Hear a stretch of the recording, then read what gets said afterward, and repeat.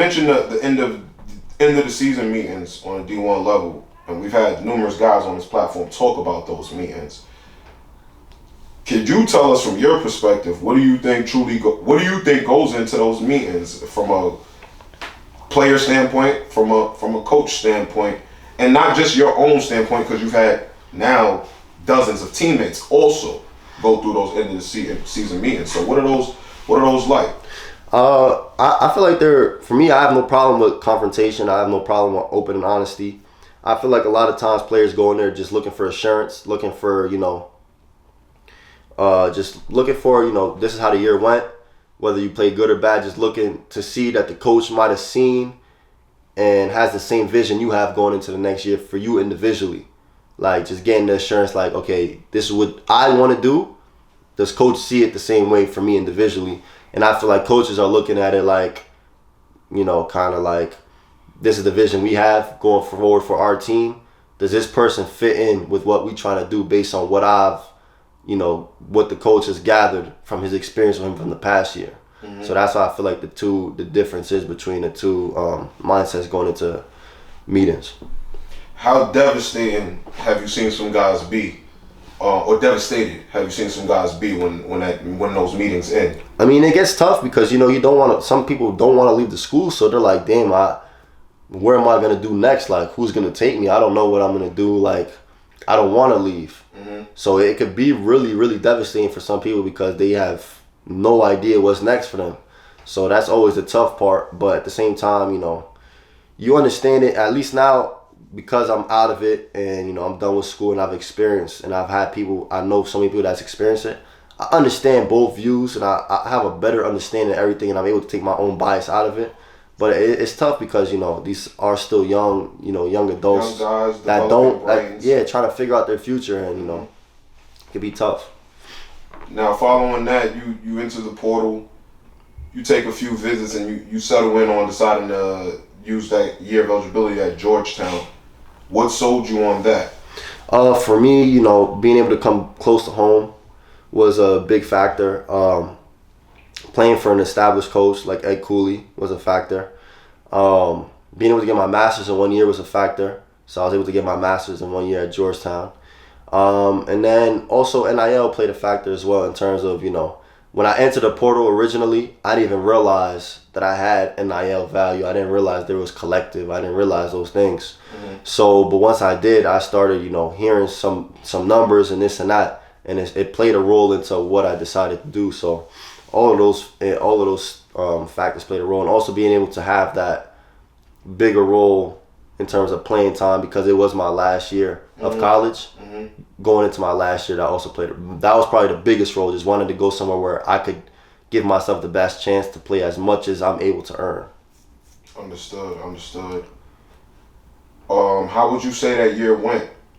This is Ed Cooley's first year at Georgetown. He's in a rebuild. How would you say that year went for yourself individually and for the team? Rebuilds are always tough, especially nowadays. I don't know how college coaches do it in terms of people could leave anytime, play right away. Mm-hmm. People are just looking for NIL money, whoever could pay the most. So that's tough. Georgetown has a great history and, a great basketball school, but they're also, before he even got there, it was in a rebuild, just trying to get it back to what it used to be. And I think as a unit, everyone kind of underestimated what it was going to take to get it to where it could be. And especially in the Big East, which is a tough conference. For myself, I went into that year feeling great, had a great summer, great preseason, and I had really high hopes going into the season. And then I had broke my hand in one of the scrimmages, my shooting hand, and that was like my first injury I had in college. So that was tough for me in terms of I felt like I really had good momentum coming into the year. And then to have that setback was tough mentally. I had also just got married, which I was probably the best experience of my life, but also it played a role in terms of having a different level of responsibility off the court that I never had before. Mm-hmm. Not that I wouldn't ever say that it was hindering in any way. It only helped me, but it is a factor in terms of it changes things, how you look of everything in terms of everything in life. It changes everything. So all of those factors led to me, coming back, having some good moments, but in overall it was a tough year, just not winning. not playing up to what I had hoped and aspired for myself, given the opportunity that I had earned in the preseason and in the summer. So it was overall a really tough experience for me basketball-wise. And like that sophomore year at Wake Forest was, not at all what I had hoped, and was just overall very tough and really humbling and learning experience. But I wouldn't change it for the world because, like I said, it's a learning experience, and I definitely learned a lot from that year. And it helped me grow in a lot of ways.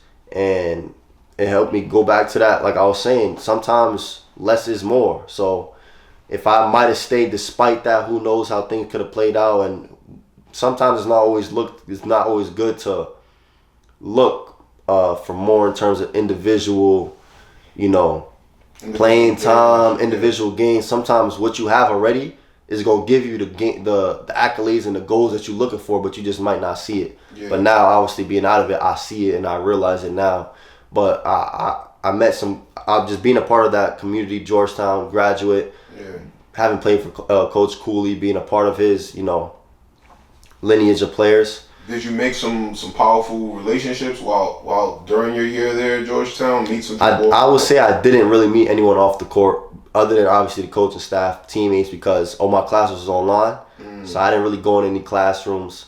I also was trying to, going from a K-State, which is 25,000, parties and people doing things, living the college life. Yeah. I was also trying to sway away from that because I had just got married. I was trying to, become more religious, try not to be in certain environments that I might have done in before. Right. So I kind of, secluded to, gym in the crib, eating in the crib, gym, like staying in the little routine where I didn't venture out like I could have. But, like I said, it's what I thought was best at the time. So I don't have any regrets necessarily about that. Absolutely. What's the spirit like in the locker room heading into games when you're tallying up a lot of losses? It's tough because, the bad side of you is saying, here we go again. Like, we seen who we got on the schedule. You want to be hopeful that you got a chance to win because anyone got a chance to win any given night. Absolutely. But it's like sometimes the writing might be on the wall or, you trying to pump guys up and it might not be you, but it might be other guys who's going through the motions. It might be you going through the motions and you don't got someone to pump you up. Mm-hmm. So it could get tough and it could get in a really dark place if you don't, have a support system, whether it be some of the coaches, whether it be family, friends that help, lift your spirit up outside of just that locker room. Because if you're losing, there's no fun in losing no matter what. So, but, it could be tough, but I'm lucky enough to have family, friends. I had some teammates that were able to keep spirits. I was able to keep people's spirits up. So we tried to make the most out of it, make the best out of it. Most definitely. Prior to getting on the Georgetown campus, you mentioned that you got married. What prompted that decision? You're a 23-year-old student athlete at the time. Like you mentioned, you big man on campus. You're able to party, this, that, have access to all kinds of stuff. Most people at your age just got some money for the first time. Right. Yeah. Most people, that comes with being a 23-year-old student athlete. So the whole profile. Yeah. Most people will not forfeit everything that comes with that at the age of 23.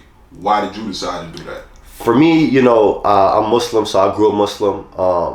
I've always been, for the most part, disciplined in terms of trying to, I never drank, I never smoked, I never did certain things like that when it came to the religion.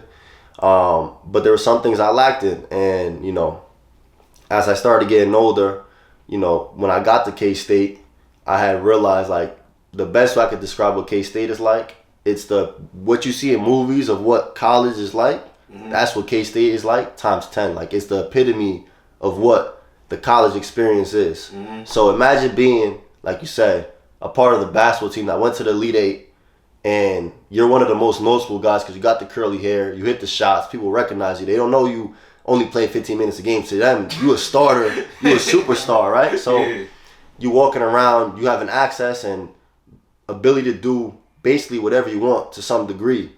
And for me, there was always something in my heart, especially that year at K-State when we made that run where it was like I didn't feel content with myself because I knew I was selling myself short when it came to my religion. And I felt like if I continue to sell myself short with my religion, and I know I'm selling myself short, how do I expect God to give me all my dreams of making it to the NBA and playing at a high level professionally when I know I'm selling him short in terms of what he's asking of me to do? So that year, that whole year, I was in the process of, trying to better myself, and I struggled some, and I accomplished some when it came to it. But when I left K-State, I was like, okay, I'm done with that now. I'm 23 years old.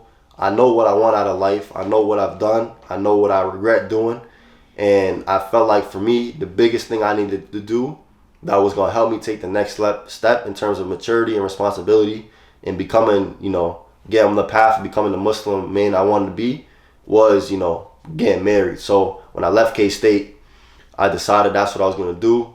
And things just happened in a way where it just was a whirlwind of perfect timing and meeting the person I ended up marrying, and it just ended up being able to do it financially, and just being close to home, which now she was from New York, so I was able to go back and forth when I needed to.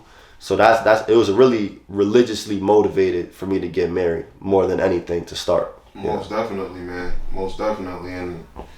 And whatever the motivation is, I respect it, man. Now you're gearing up. You're gearing up for your professional career now. You've exhausted all your collegiate eligibility.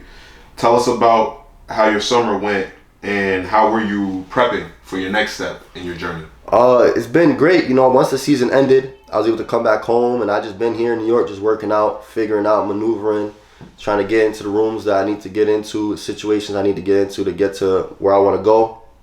And, for me, I've always been hardworking. I enjoy hard work. I don't need someone to tell me to go work out. I don't need someone to, schedule working out for me.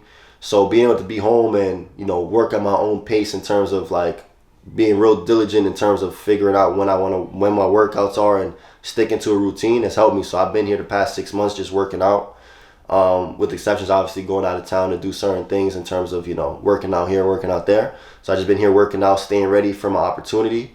And because of the year I had, I wasn't thinking I was going to have to go overseas. But things happen and, God works in mysterious ways. So opportunity came up for me to go play in Portland with their G League team. And they, had brought me in to go work out at a mini camp. Then they had brought me in again to go work out with the main team.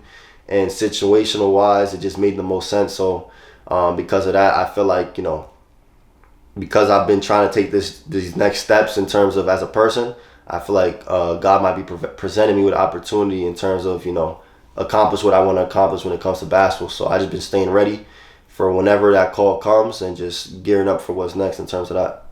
Most definitely. So, what do you think the opportunity will be like out there in Portland? Obviously, no one can project, but when you look at maybe the roster they intend on putting together and stuff, what do you see could be your opportunity out there? Well, for me, I've been this whole summer really dialing in on, the less is more part and really realizing what I'm going to do at that next level when given the opportunity, which is, being a versatile defender, defending 1 through 4, 1 through 5 if need be, being that floor spacer, playing off of guys in terms of lifts, drifts, cuts. So not necessarily having the ball in my hand. So really dialing in on what I'm great at, my shooting ability, and then focusing in on things that I feel like if I improve these things, it makes me, something that's intangible to a team. If I'm able to defend those multiple positions, if I'm able to, have the body to look the part. So for me going into Portland, I've seen the team and it seems like, we have a great group of guys so far, but at the same time, no one there does what I do and is able to, fill that space that I'm able to fill in terms of all the aspects I just said. And I feel like the way, the GM and people have been expressing it to me is like it's opportunity where, it's back to the roll the balls out and show me who you are and show me what you're not, and what it's going to be is what it's going to be. And I feel like in that type of environment, I'm only going to thrive because off the court, I don't have to be worried about in terms of, which is a big aspect in that level. They want to know you're taken care of and you're not going to be a headache off the court. And then on the court, I'm a great teammate. I'm a great locker room guy. I'm gonna work hard. I'm gonna know my role when I get there. I'm not gonna try and step out my role. And I understand there might be some games I play, some games I don't play. But I'm ready. I'm coming in there with an open mind, knowing that I have expectations, but at the same time, I have no expectations, so that I'm open to whatever is gonna come at me. Most definitely, man.